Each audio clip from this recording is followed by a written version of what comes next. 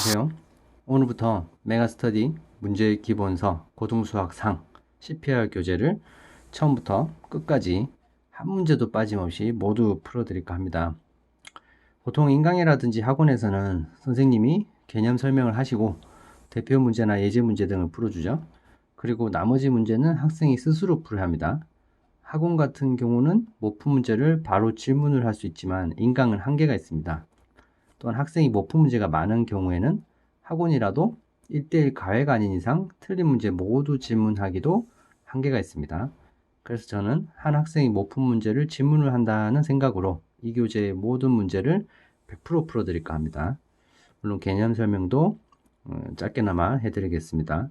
제 영상을 보실 때 개념 설명과 예제 풀이까지만 보시고 정지를 하신 다음에 나머지 문제를 스스로 풀어봅니다. 그리고 채점을 하신 후 틀린 문제만 찾아보시는 방법이 효율적이라 봅니다. 강의 시간은 짧게 20분 내외로 하겠습니다. 길면 보기가 싫죠? 20분이면 한강 볼 때 부담이 없을 거라 봅니다. 그리고 틀린 문제만 찾아보기도 편하실 겁니다. 자, 그럼 교재를 펼쳐보겠습니다. 이 CPR이요. 심폐소생술의 CPR이 아닙니다. 컨셉 C, 패턴의 P, 그 다음에 리얼의 R, 요 CPR 약자고요. 이렇게 CPR의 3단계 구성으로 되어 있답니다. 여기 보시면은 여기 구성을 보시면 C, 컨셉, 개념을 한번 잡아주고 그 다음에 P, 패턴, 유형 문제를 푼다는 거죠. 그리고 이 유형 문제는 5문제로 고정이 되어 있습니다. 예제, 유형, 변형 3단계고 대표 예제, 쌍둥이 유제, 변형 하나, 활용 하나, 활용 2 이렇게 해서 총 5문제로만 딱 고정이 되어 있고요. 이 5문제로 이 유형 문제가 연습이 되고 나면 이제 R, 이제 실전 문제로 들어가서 고난도 문제도 풀어보고 창의력 플러스 알파 문제도 풀어보고 또 서술형 문제도 풀어보면서 실전 대비를 하면서 마무리를 딱 짓는 구성입니다. 괜찮죠? 네. 이렇게 되어 있고, 그러면 이제 첫 차례를 가서 차례를 보시면 다항식의 연산 했죠. 첫 번째 단원 다항식 연산부터 들어가 보겠습니다. 자, 제가 장갑을 낀 이유는 제 손이 너무 리얼하게 보이니까 깔끔한 느낌이 안 들더라고요. 그래서 이게 뭔가 좀 더 집중하실 수 있을 거라 봅니다. 자, C 컨셉 개념 체크. 개념 1 다항식의 덧셈 뺄셈. 덧셈 뺄셈 곱셈 나눗셈 사칙 연산에서 이제 덧셈 뺄셈부터 배우는 거죠. 나중에 이제 곱셈 나눗셈 배울 거고요. 자, 다항식에 정리해 가지고 이제 돼 있는데, 일단 보통 그 개념 교재 보면 다항식이 뭐냐 단항식이 뭐냐 요것부터 이제 설명을 하죠. 그러면 단항식은 뭐냐, 이렇게 단항식 이렇게 되죠. 그러면 다항식하고 틀린데 이게 홀단이에요. 홀단 하나하나. 그러면 예를 들면은 이렇게 뭐 2x 제곱 플러스 x 플러스 4 이렇게 되면 요거 한 개를 다 단항식이라 하고, 요거 하나 둘 세 개가 모여서 항이 여러 개죠. 그럼 이 항 여러 개인 거를 만을 다를 써서 다항식이라 합니다. 만을 다를 써서. 됐죠? 그러면은 다항식이 뭔지를 알겠고, 항이 여러 개인 걸 다항식이라 하구나. 그러면 이제 이걸 이제 항이 여러 개인데 뒤죽박죽 섞어서 쓸 수는 없지 않습니까? 그래서 이제 나름 체계를 정한 거죠. 어떻게? 이렇게 차수가 높은 것부터 낮은 순으로 왼쪽에서 오른쪽으로 가면서 높은 차수에서 점점점 떨어지는 식으로 쓰자. 그렇게 쓰는 걸 내림차순이라고 합니다. 내림차순. 이렇게 생각하면 돼요. 왼쪽에서 오른쪽으로 가면서 차수가 점점점 낮아지는 순을 쓴다. 그럼 내림차순. 반대로 왼쪽에서 오른쪽으로 가면서 차수가 높아지면은 뭐다? 오름차순. 근데 우리가 이제 지금 이제 내림차순을 배우고 오름차순도 썼는데, 여기 오름차순은 안 써요. 이제 지금부터 그냥 있다라는 정도만 아시고, 이제 뭐 앞으로 문제 풀 때 오름차순 문제는 없어요. 다 내림차순으로만 돼 있지. 아시겠죠? 그래서 내림차수만 잘 아시면 되고, 아, 오름차수는 이런 용어도 있구나. 이렇게 보시면 됩니다. 자, 왼쪽에서 오른쪽으로 갈 때 차수가 점점 떨어진다? 그러면은 차수가 점점 떨어진다 그러면 내림차수.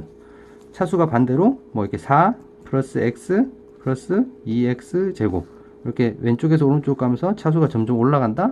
그러면은 오름차수. 됐죠? 자, 그 다음에 다항식의 덧셈과 뺄셈. 됐죠? 다항식의 덧셈과 뺄셈은 다음과 같은 순서로 계산한다. 괄호가 있으면 괄호를 푼다. 동류항끼리 모아서 간단히 정리한다. 그리고 참고 다항식 AB에 대해서 A-B는 A 플러스 괄호 열고 A-B임을 이용해서 계산한다. 그러니까 이 차도 결국에는 덧셈 연산이라는 얘기입니다. 덧셈 연산. 이게 뺄셈 연산이 아니고 결국 덧셈 연산이라는 거예요. 그 말이고 참고 부분은 덧셈 뺄셈 그럼 어떻게 하냐? 괄호를 풀어. 그럼 괄호를 없앤다는 거죠. 괄호를 푼다는 건 괄호를 없앤다는 소리고 동류항을 또 찾아가지고 걔네들끼리 뭉쳐서 하나로 좀 간단히 해라 이 말이에요. 그러면 괄호를 푸는 거는 여러분 할 수 있죠? 괄호를 푸는 거 제일 조심해야 될 거는 만약에 이제 괄호 앞에 마이너스가 있을 때입니다. 마이너스가 있을 때 그러면 뭐 3x 제곱 더하기 2x 더하기 1 이럴 경우 괄호를 풀 때 어떻게 합니까? 그냥 풀면 안 되고 괄호가 없어지면서 마이너스가 다 각 항에 적용이 되죠. 그래서 얘가 다 적용이 이렇게 돼서 마이너스를 달고 마이너스 3x 제곱 마이너스 2x 그 다음에 마이너스 1 이렇게 된다. 그럼 만약에 여기가 마이너스 1이었으면은 이렇게 마이너스 음수 곱하기 음수는 양수 돼서 여기 마지막에 플러스 1이 된다. 괄호를 풀 때 앞에 마이너스가 있냐 없냐 그것만 잘 주의를 하면 되고 만약에 여기 뭐 마이너스 3이 있다 그러면은 3, 3은 9 3이 6 3, 1은 3 그거까지 계산 다 해주시면 되고 알겠죠? 네, 자, 그거고 그 다음에 동류항끼리 모아서 간단히 정리한다. 동류항이 뭔지 알아야 되는데 동류항 아시죠? 동류항 개념서에 동류항이 뭐라고 정의되어 있습니까? 개념서에 문자와 차수가 같은 항 문자와 차수가 같은 항을 동류항이라고 합니다. 그러면 문자가 같고 차수도 같고 그러면 두 가지 조건을 다 만족해야 돼요. 문자도 같으면서 차수도 같은 항. 예를 들면 자, 여기 2x가 있고 여기 3y가 있습니다.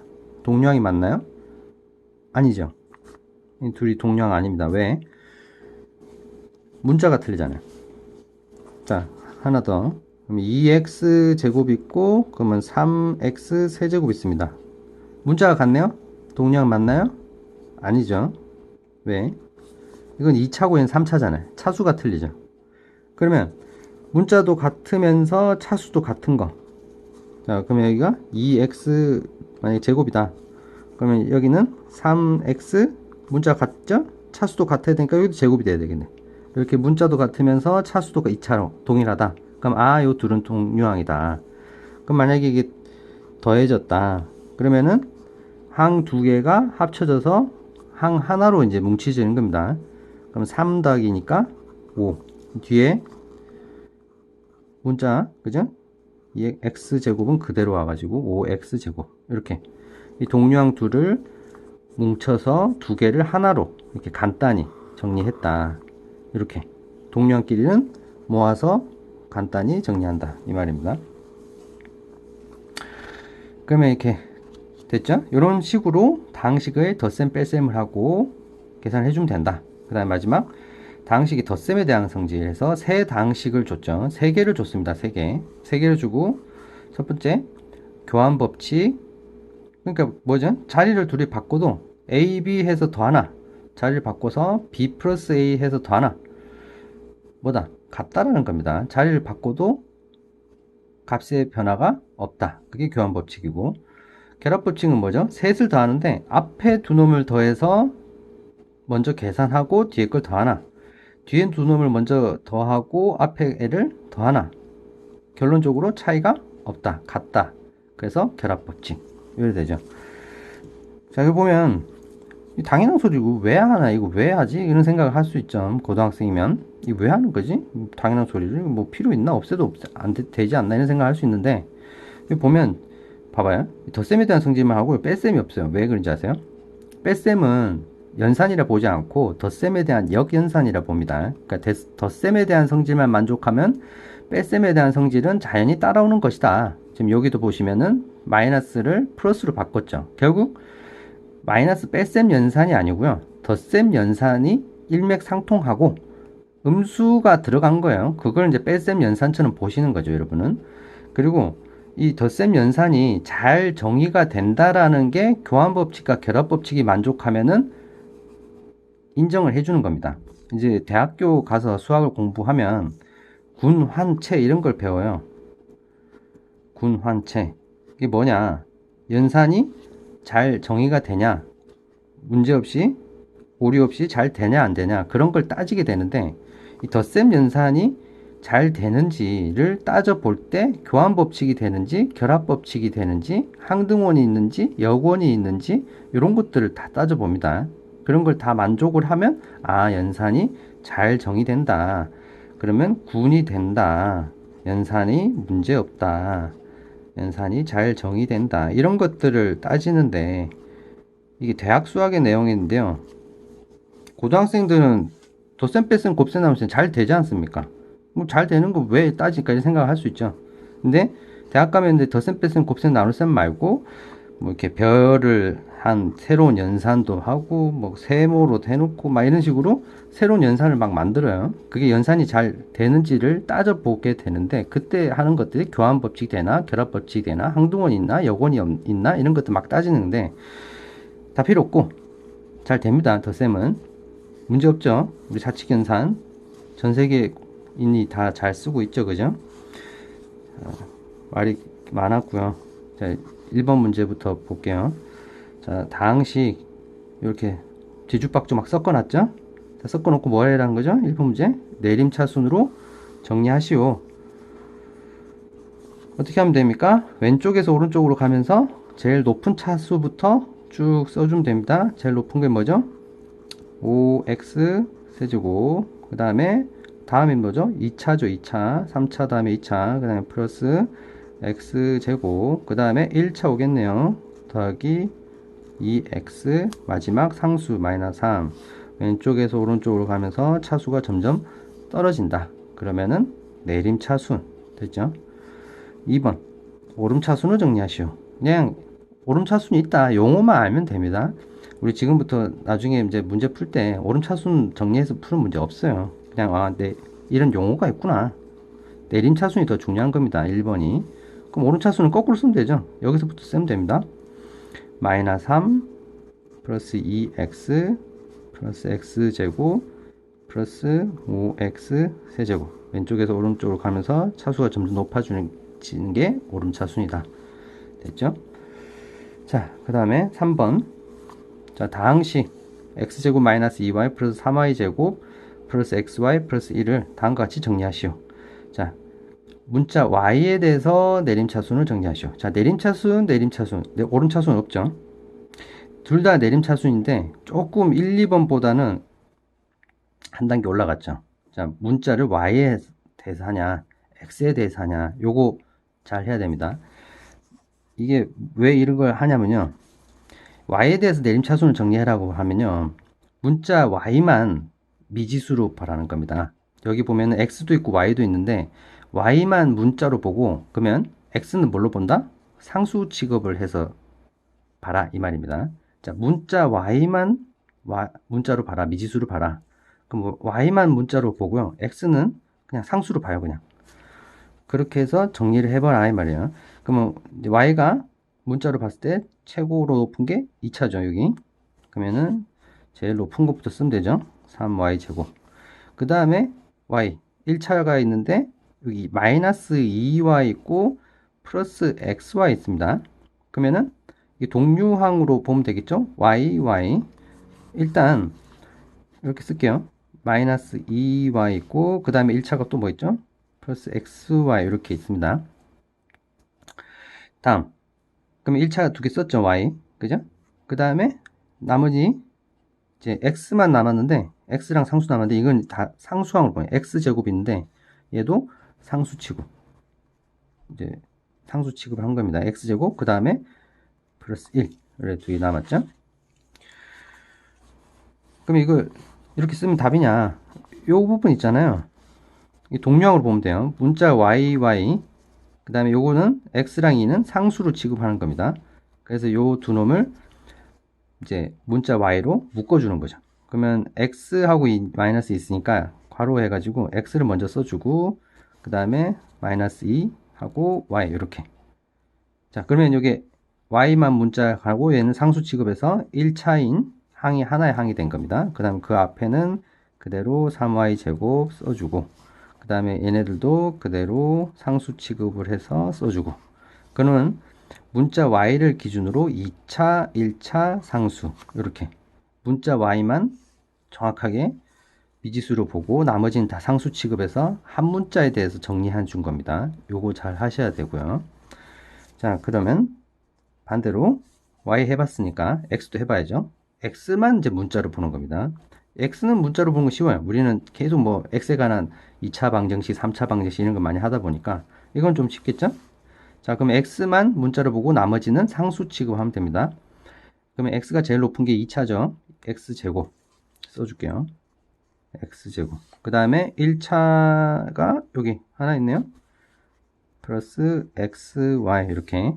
그 다음에 나머지는 y랑 상수는 다 상수 취급하는 거죠. 그 다음에 3y 제곱, 그 다음에 마이너스 2y 플러스 1 이렇게.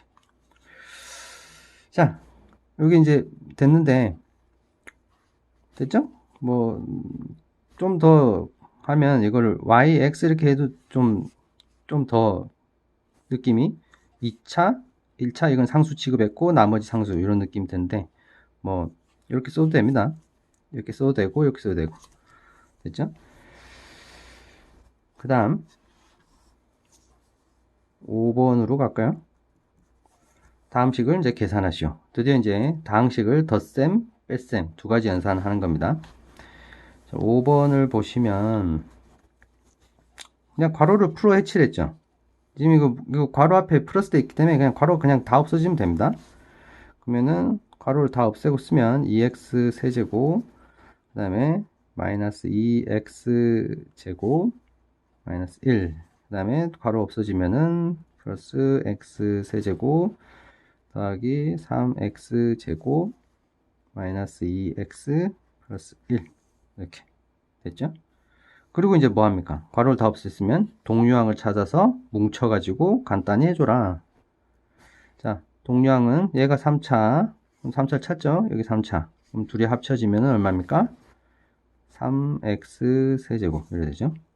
또 2차를 찾아볼까요? 요 마이너스 2x 제곱 있죠? 또 여기 3x 제곱 있네요. 2차끼리 하면은 뭉쳐져서 더하기 x 제곱 이래 되네요. 그 다음에 1차가 여기 혼자 있네요. 마이너스 2x. 그 다음에 상수가 플러스 1이랑 마이너스 1인데 얘는 없어지고 이렇게 정리가 되네요. 그래서 3x 세제곱 플러스 x제곱 마이너스 2x 되고, 그 다음 6번. 자, 요거는 괄호 풀 때 앞에 마이너스가 있으니까 조심해서 풀어야겠죠. 앞쪽 괄호는 그냥 없애면 되죠. 괄호를. 그래서 x제곱 플러스 xy 플러스 y제곱 이렇게 되고, 뒤쪽 괄호 풀 때 조심해야 됩니다. 이게 마이너스가 이제 각각 뿌려지면서 마이너스 y제곱 되고, 마이너스가 이쪽에 연산이 되면서 마이너스 xy 이렇게 되죠. 자, 이렇게 하고 나면 동류항끼리 정리하면 됩니다. 일단 보이는 게 y제곱이 없어지네요. 그지? 그 다음에 xy도 없어지고, 그럼 남은 게 x제곱 하나 남네요. 이렇게 x제곱 하나 남네. 됐죠? 자, 이렇게 해서 오늘 1강을 마치고요. 다음 시간에 또 2강 이어서 요 7번부터 이 16번까지 다 풀어드리겠습니다. 자, 이렇게 해서 마치겠습니다. 다음 시간 또 만나요. 안녕.